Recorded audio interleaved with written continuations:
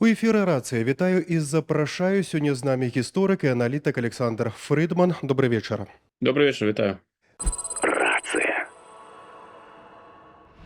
Рыторыка трэцяй сусветнай вайны з'явілася зараз у сродках масавай інфармацыі пасля выступу Пуціна. Беларусь паміж Расіяй ды Украінай. Якое тут месца Беларусі?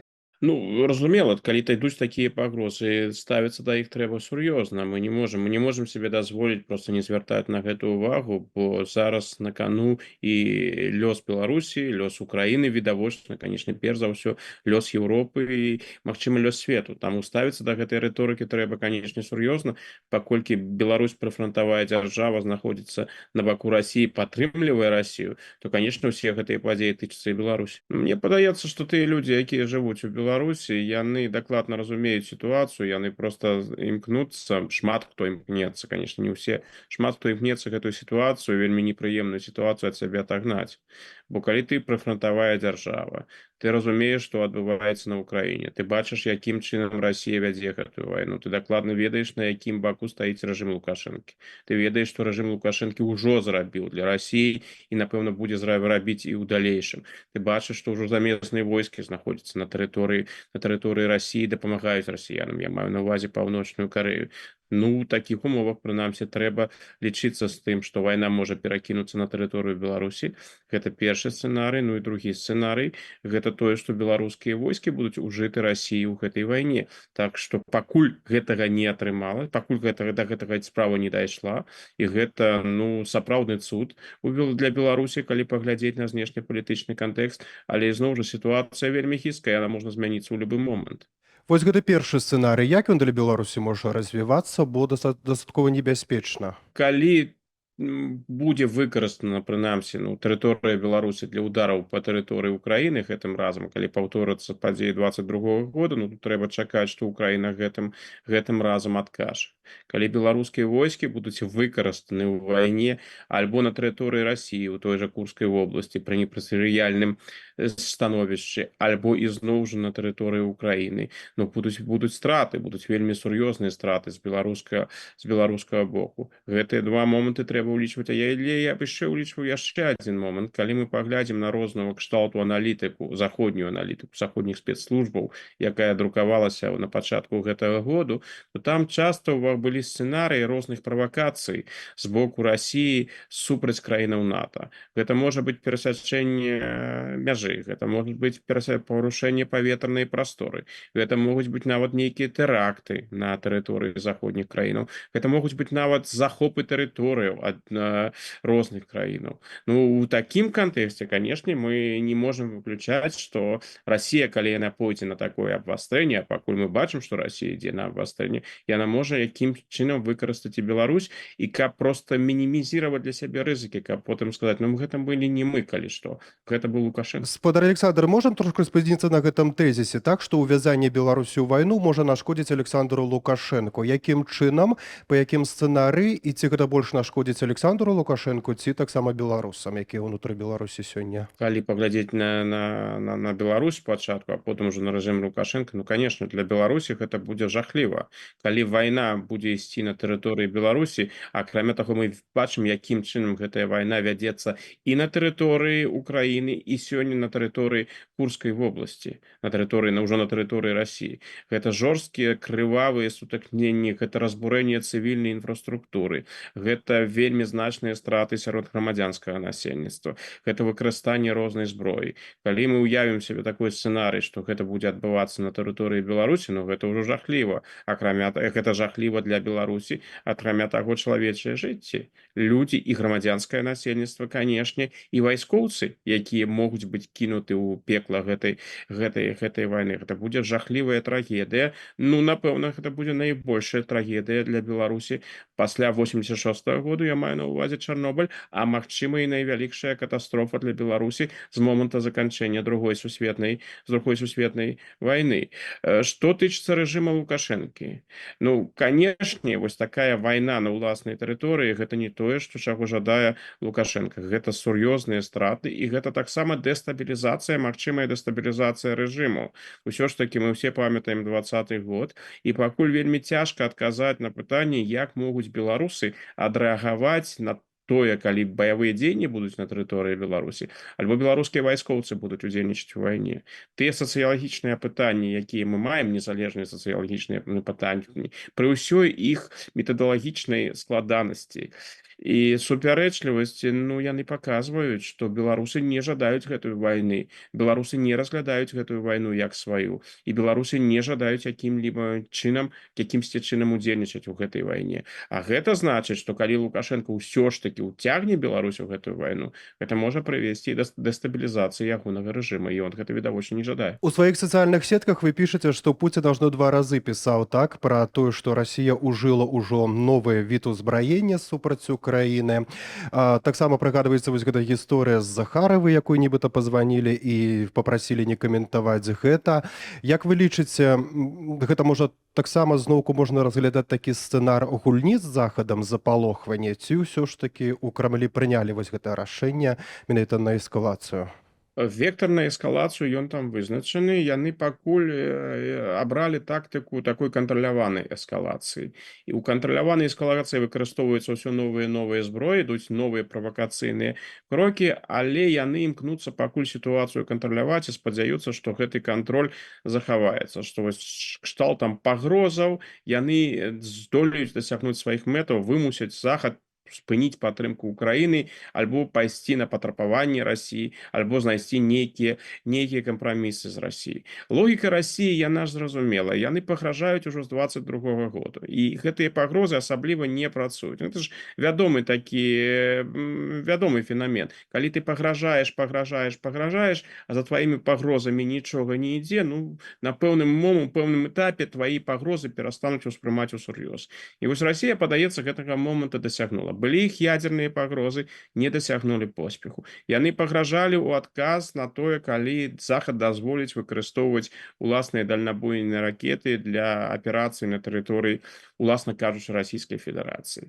Гэта адбылося. Яны самі сябе загналі, расійскі бок, я маю на ўвазе, у тую сітуацыю, калі трэба адказваць. Ну вось яны і шукалі, які адказ. Вырашылі адказаць такім чынам. Ну гэта, мне падаецца, гэта ўся гісторыя з арэшнікам, хутчэй прапагандысцкая гісторыя, а не военная гісторыя. Но думкі пра тое, што захаду трэба адказаць так, каб ён урэшце рэшт паставіўся да Расіі сур'ёзна, яны ў Расіі вельмі часта сустракаюцца. Я б толькі прыгадаў адзін выпадак блізкага да Пуціна палітолага Сергея Караганова, які прапаноўваў ужыць тактычную ядзерную зброю для удараў па тэрыторыі Польшчы для таго, каб захад, уласна кажучы, зразумеў, вось мы, расіяне, мы падыходзім сур'ёзна, мы вам казалі, што мы сур'ёзна ставімся да гэтага пытання. Мы казалі, што мы можам гэта выкарыстаць. Ну вось мы і выкарысталі. Пакуль да ядзернай зброі не дайшло, ну гэта крок, безумоўна, ў напрамку эскалацыі.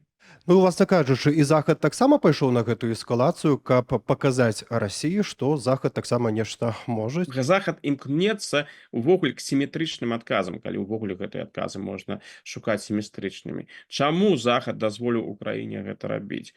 Таму, што на тэрыторыі Расіі выкарыстоўваюцца войскі Паўночнай Карэі. Расія пашырыла гэтую вайну. Дарэчы, я думаю, што калі б на месцы паўночных карэйцаў былі беларусы, такі б жа дазвол быў. Просто ў вайну відавочна уцягнута, яшчэ больш актыўна цягнута іншая краіна. То бок на гэта трэба адказваць. Не ўстае пытанне, ну а як захаду гэта адказваць?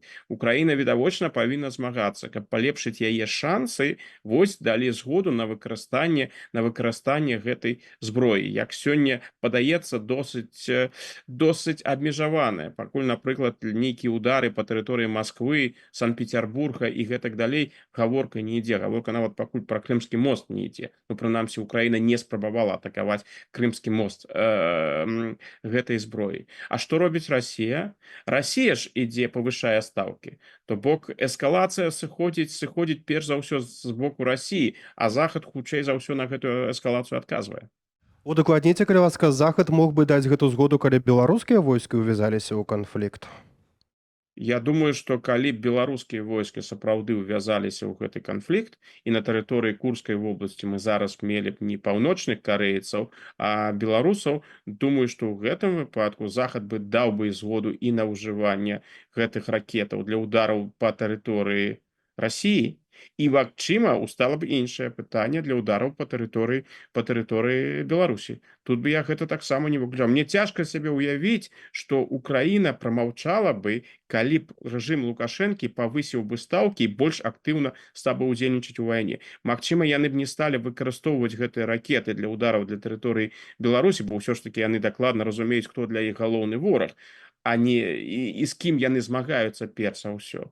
Но калі б Беларусь будзе больш актыўна ўцягвацца ў вайну у розных напрамках, магчыма, што самыя розныя адказы з боку Украіны. Гэта ўжо не 22 год. Украіна сёння у такім стане, што яна будзе адказвацца. І Лукашенко гэта разумее. Лукашенко разумее, што пры актыўнай, больш актыўнай падтрымкі Расіі вайна абавязкова прыйдзе ў Беларусь. Эскалацыя канфлікту Украіна-Расія, а ці нешта пазітыўна ў гэтай сітуацыі Беларусь можа з сябе выцягнуць? Лукашенко і выцягвае, калі мы паглядзім на развіццё беларускай эканомікі ў апошнія гады, гэтыя субвенцыі, субсідыі, якія ідуць з боку Расіі. Тое, што Беларусь сёння фактычна стала часткай расійскай ваеннай эканомікі. Тое, што Беларусь сёння такая важная краіна для Расіі, што Расія гатовая падтрымліваць, асабліва ўжо не ціснуючы на Лукашэнку. Ну, канешне, Лукашенко ад гэтага выйграў. Ну і ядзерная зброя, якую ён атрымаў, канешне, зразумела, атрымаў двукосці.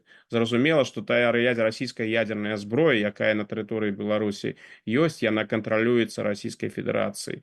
Гэта не ў традыцыях Савецкага Саюза ў мінулым і зараз у традыцыях Расіі, каб проста дарыць, аддаваць гэтую ядерную зброю. Такіх падарункаў не будзе. Але ўсё ж такі краіна, дзе размешчана ядерная зброя, яна мае ўжо іншы статус. То бок Лукашенко ў пэўным сэнсе свой статус ён падвысіў, але ён успрымаецца з аднаго боку да Беларусі звернута больш увагі, таму што Захад мусіць гэта рабіць з той прычыны, што Беларусь мяжуе з Захадам першая, а з другой там ядерная зброя. Но так ці інакш галоўным гульцом тут усё роўна ўспрымаецца Расія. То бок Лукашенко атрымаў і шмат чаго атрымаў ад Расіі, нават куды больш, чым ён марыў атрымаць ад Расіі за апошні час. Но вось каб павысіць сваю вагу на міжнародным узроўні, гэта ў яго не атрымалася. Ён імкнецца гэта зараз рабіць там з цягам заляцанняў да Трампа, розных кампліментаў, якія ён робіць. Я не думаю, што яго будуць такія сур'ёзныя поспехі. Рацыя.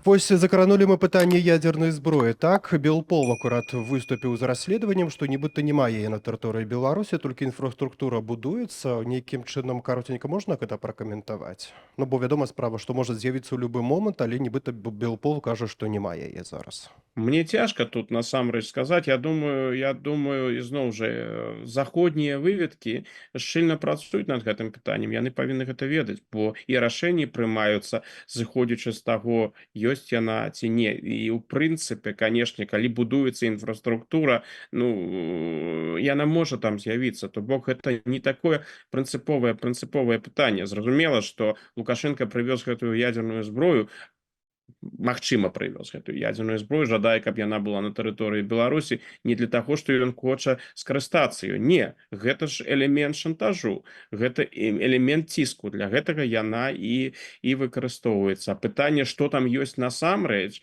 і як яно выглядае, хутчэй пытанне другаснае. Пра нейкія сцэнары выгады, так, мы ўжо пагаварылі. Вось, напрыклад, Латушка з палком Каліноўскага падпісалі пратакол. Нейкім чынам таксама апазіцыя можа тут выкруціць сябе? Для беларускіх дэмакратычных сілаў гэта сапраўды сітуацыя вельмі цяжкая. Яна цяжкая таму, што, па-першае, Беларусь не ў цэнтры ўвагі на дадзены момант. Так, Беларусь разглядаецца як сатэліт Расіі, но для Захаду нейкія пытанні Беларусі, яны не з'яўляюцца прыярытэтам. І мне падаецца, што ўсе гэтыя спадзяванні на тое, што ў Беларусі ў бліжэйшай перспектыве палітычна нешта можа змяніцца, яны на Захадзе, прынамсі, можа, яны яшчэ і ёсць, але яны, зразумела, не дамінантныя ў адносінах да Беларусі. Прынамсі, тут хутчэй ідзе ў накірунку захаваць статус-кво.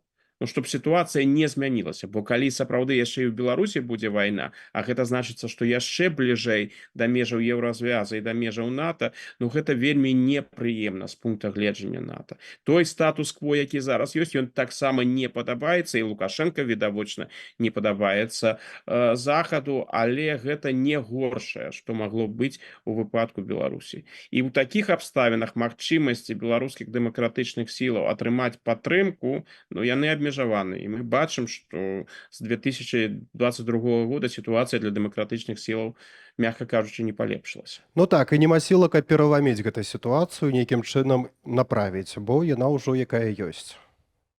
Ну, ситуация, конечно ж, яна можа змяніцца радыкальна. Ну, зараз вось рэжым Лукашэнкі, калі мы на яго паглядзім, ён выглядае досыць стабільна, ён выглядае досыць упэўнена. Калі мы сябе уявім, што гэты рэжым там раптам ляснецца, мы будзем себе задаваць пытанне, а як жа гэта адбылося, а як мы гэта маглі не заўважыць? Ён жа падаваўся такі стабільны. І такіх выпадкаў было, калі мы звернемся да гісторыі розных камуністычных дыктатураў. Той же рэжым Чаўшэску у Румыніі 89 годзе. Большасць аглядальнікаў было ў пачатку 89 года ўпэўнена, што румынская дыктатура вельмі трывала і там нічога не можа з ёй адбыцца, яна будзе існаваць надалей. Напрыканцы 89 года ўжо не было ні дыктатару Чаўшэску і ўжо знік гэты камуністычны рэжым. Так што ў гэтым сэнсе я б сказаў бы так, рэжым Лукашэнкі выглядае трывала. А наколькі ён трывалы, гэта пытанне адкрытае. Гэта мы зможам адказаць на гэтае пытанне, калі падзеі будуць разгортвацца іншым чынам, калі будуць.